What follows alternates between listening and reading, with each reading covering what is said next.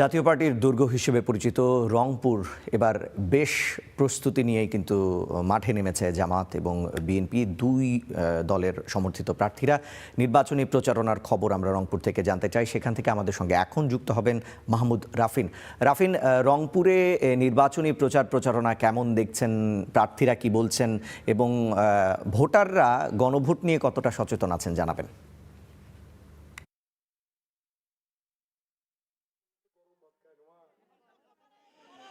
রিশান, রংপুরের প্রত্যেকটি যে আসন রয়েছে সেই আসনের প্রার্থীরা এখন ভোটারদের দ্বারে দ্বারে যাচ্ছেন, কারণ আগামী 12 ফেব্রুয়ারি ত্রয়োদশ জাতীয় সংসদ নির্বাচন।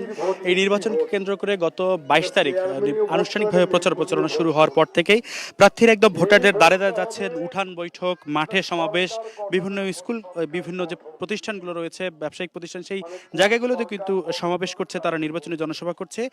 গত এই চলতি সপ্তাহে কিন্তু বিএনপি চেয়ারপারসন তারেক রহমান রংপুরে নির্বাচনী জনসভা করেছেন। সেটি আসলে একটা মাত্রা পেয়েছে বলছেন বিএনপি নেতারা। আমরা বর্তমানে যে জায়গাটিতে রয়েছে এটি রংপুর 4 আসন। এই রংপুরের কাউনিয়া এবং পীরগাছা নিয়ে এই নির্বাচনী আসনে উঠান বৈঠক করছেন জাতীয়তাবাদী দল বিএনপির প্রার্থী এমদাদুল হক ভরসা।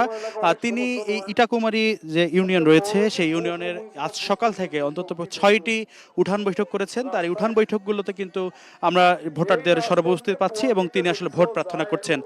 এই আসনে নির্বাচিত হলে তিনি মানুষের কর্মসংস্থানের ব্যবস্থা করবেন, নারীর ক্ষমতায়নের ব্যবস্থা করবেন, ভালো শিক্ষা প্রতিষ্ঠান সহ নানামুখী উন্নয়ন কার্যক্রম চালাবেন, সেই প্রতিশ্রুতিগুলো কিন্তু তিনি দিয়ে যাচ্ছেন।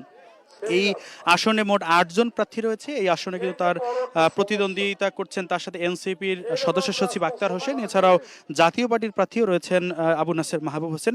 মূলত ভোটাররা বলছেন যে এই 3 প্রার্থীর মধ্যেই কিন্তু প্রতিদ্বন্দ্বিতা হবে। ভোটাররা বলছেন যে এই এলাকার উন্নয়নে, বিশেষ করে এই পীরগাছা এবং কাউনিয়া, এই দুই উপজেলার 15টি ইউনিয়ন এবং হারাগাছ পৌরসভা, হারাগাছ মূলত বিড়ি শিল্পের জন্য বিখ্যাত একটি এলাকা।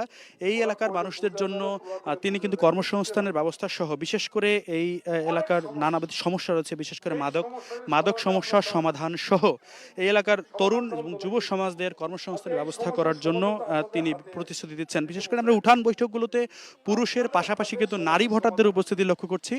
নারীরা যেটি বলছেন যে দেশের উত্তরাঞ্চল, বিশেষ করে রংপুর এলাকার নারীরা কিন্তু অনেকটা কর্মহীন। তারা আসলে ছোট বড় বিভিন্ন কলকারখানায় আসলে তেমন কাজ পায় না, ঢাকা বা চট্টগ্রামের মতো। সেই জায়গা থেকে নারীরা বলছেন যে এই এলাকায় হস্তশিল্প, কুটির শিল্প, এই শিল্পগুলোর উন্নয়নের মাধ্যমে সরকারি সহায়তায় যদি তারা এই কর্মসংস্থানের ব্যবস্থা করে, সেটি আসলে তারা ভোটারদের কাছে দাবি জানিয়েছেন। এবং প্রত্যন্ত গ্রামাঞ্চলগুলোর সড়কের উন্নয়নে, ধর্মীয় প্রতিষ্ঠানের উন্নয়নে কিন্তু প্রার্থীরা প্রতিশ্রুতি দিচ্ছেন এবং প্রার্থীদের কাছে ভোটারও আসলে এই উন্নয়নের প্রতিশ্রুতি চাইছেন। রিশান।